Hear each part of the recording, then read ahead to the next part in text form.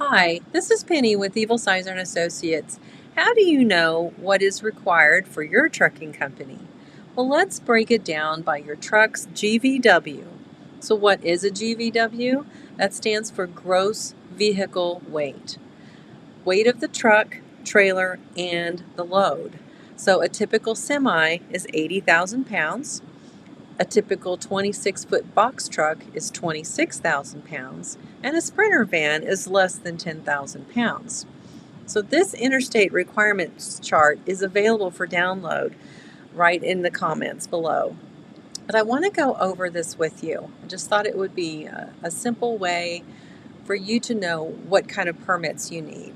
So I have this broken down into three categories. We just found this was the easiest to communicate with our clients. So when we're doing an authority, we'll ask them a few questions, and one of them is, what is your gross vehicle weight? So what type of truck are you going to be driving? Are you going to be driving a Sprinter van? Then you're going to be looking at under 10,000 pounds. Are you going to be driving a hot shot or a box truck? That's less than a 26-foot box truck. So you're going to be in the center column. And then if you're going to be over 26,000 pounds, which could include a hot shot with a heavy trailer or just a semi, then you're going to be in the last column. So let's look here under the under 10,000 pounds. So the things you're going to need is you're going to need to file for an MC and DOT number, and that's pretty much across the board. And I'm talking here interstate. Intrastate is a whole nother animal, and we're not going to discuss it today. So this is going across state lines, or even if you don't go across state lines, it just means a furtherance of the commodity of an interstate shipment. So it may come in by rail, might have come in from another state, and then you're picking it up and taking it further. So here we go, insurance filing with the FMCSA. So if that is required, for under 10,000 pounds. You're also going to want an insurance card, and you get that from your insurance company. They'll provide you an ID card. Just keep that in your permit book. You'll have to file a BOC3 and then a UCR. So the UCR is Unified Carrier Registration. However, it's a little different if your truck is under 10,000 pounds. You only have to pay the base. It doesn't matter if you have 50 Sprinter vans or 4. You're just going to pay the base price, because this is considered, or it's actually not considered, a commercial vehicle. So that's why there's not as much requirements, or not as many requirements. You'll see that nothing else is checked here. So if you're driving a Sprinter van, yes, sometimes it's harder to get loads, but you don't need as much. It doesn't haul as much, obviously. So now let's move to the next column. Now the next column is when someone calls in, I'm usually asking them, are you going to be driving a box truck? Is it a 26-foot box truck? Is it a 14-foot box truck? That gives me an idea what the gross vehicle weight is going to be. So again, you're going to need the insurance filing with the FMCSA, which is at BMC 91. So for instance, if you're hauling general commodities, the minimum requirement is $750. If you're hauling cars, it's $1 million.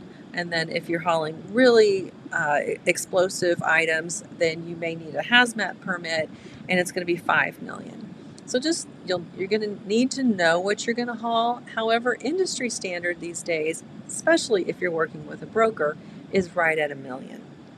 And again, you're going to need your insurance card, your ID card that's provided. You're going to need to file a BOC3. That's a requirement to activate your authority. And you're going to need to file a UCR, and this is based on the number of vehicles you have. Not necessarily all of your equipment, but the vehicles that are going out of state. So if you have a split fleet where they just stay inside the state, and you have some that go outside the state, then only pay for those that are going outside of the state. You do need a medical card. However, you do not need to sign up as a drug consortium. Then and you'll see that everything is blank right in here. You don't need a CDL. You don't need a drug consortium, clearinghouse. You don't have to mess with anything except if you are over 18,000 pounds, so you're looking at 18,000 to 26 as gross weight, and you travel through New York, you will need a New York HUT sticker. So you'll see we just kind of build upon this. All right, so if you're over 26, now remember this is truck, trailer, and load. So it is the maximum weight that your truck will weigh. And you'll see things are the same. You'll need that insurance filing with the FMCSA. You'll need to carry your insurance card. You'll need to file the BOC, the UCR. Again, the UCR is just filing for interstate. If you have intrastate, you don't need to worry about that. You'll need to carry a medical card. But here's where things start to change. You will need a CDL. You will need a drug consortium. You'll need to file your TPA, your drug consortium, with the clearinghouse. You'll need to go ahead and run that query for every driver annually. It's $1.25 per query. And you'll need IRP plates, which are specialized license plates that allow you to travel outside of the state. And you'll also need an IRS 2290 if your truck is 55,000 pounds or heavier. You will also need IFTA. And then there's 5. Starting 2023, there will be 5 mileage tax permit states. And again, they're different. Kentucky starts at 60,000 pounds, but New Mexico and Oregon and Connecticut start at 26,001. So just know if you're going to be going through those states, yes, you can buy a temporary permit. However, it is cheaper to go ahead and purchase the permit. You will have to file, most of these states you'll file quarterly, with the exception of Connecticut and Oregon. Those are going to be monthly filings where you're going to calculate how many miles you traveled through that state, take it times whatever the tax rate is. Connecticut's going to be 10 cents for semis, and then you pay that on a monthly basis. Oregon is a little bit different because they do require a bond. Typically it's a $2,000 bond. You can pay it all in cash, or we can help you obtain the bond for around $250 to $300. So it's like a premium.